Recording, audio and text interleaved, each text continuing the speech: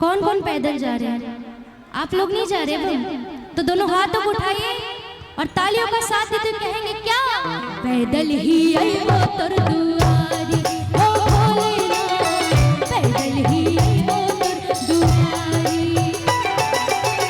हाथी ना घोड़ा ना कोनो सवारी, हाथी ना घोड़ा ना कोनो सवारी, पैदल ही आई वो तर दुआरी, ओ भोलेनाथ पैदल ही आई वो तर दुआरी।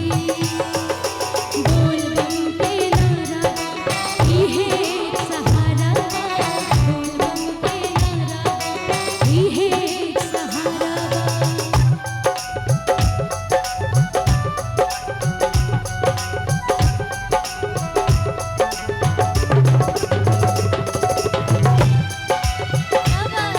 तालियों का साथ दे भजनों में बोल दे शंकर भगवान की। कण कण के वासी हे अंतर्यामी, हम तोहरे चाकर तुम हमरे स्वामी।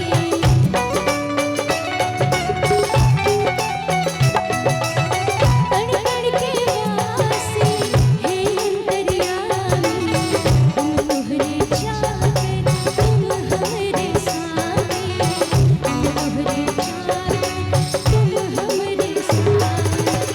ना तोहरा ऐसन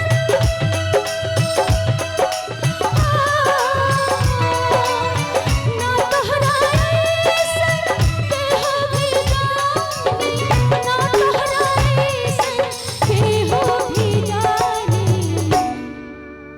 अच्छा, भोलेनाथ के जैसा कोई दानी है नहीं है ना इस दुनिया में, और हम लोगों जैसा भिखारी नहीं है कोई इस दुनिया में।